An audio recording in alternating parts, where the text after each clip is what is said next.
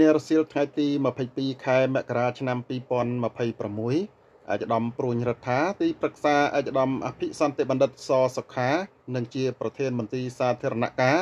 និងដឹកជញ្ជូនខេត្តបាត់ដំបងបានអញ្ជើញអមដំណើរអាយដាមសុកលូអភិបាលនៃគណៈអភិបាលខេត្តបាត់ដំបងចូលរួមពិធីបើកការដ្ឋានស្ថាបនាពង្រីកផ្លូវលេខ409ដោយក្រាលកម្រាលបេតុងសរសៃដែកប្រវែង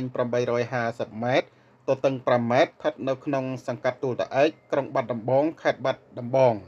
ឆ្លៀតឱកាសនេះដែរឯកឧត្តមប្រធានមន្ត្រីក៏បានធ្វើការផ្សព្វផ្សាយស្ដីពីសុវត្ថិភាពចរាចរណ៍ផ្លូវគោកជូនដល់បងប្អូនប្រជាពលរដ្ឋទាំងអស់ដែលមានវត្តមានក្នុងកម្មវិធី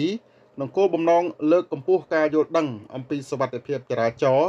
ដោយបើកបរបង្កើនការប្រុងប្រយ័ត្នខ្ពស់រក្សាសណ្ដាប់ធ្នាប់និងមានការយោគយល់អធ្យាស្រ័យគ្នាទៅវិញទៅមកដើម្បីចូលរួមទប់ស្កាត់គ្រោះថ្នាក់ចរាចរណ៍ផ្លូវគោកស្របតាមពាក្យស្លោកថ្ងៃនេះថ្ងៃស្អែកកុំមានគ្រោះថ្នាក់ចរាចរណ៍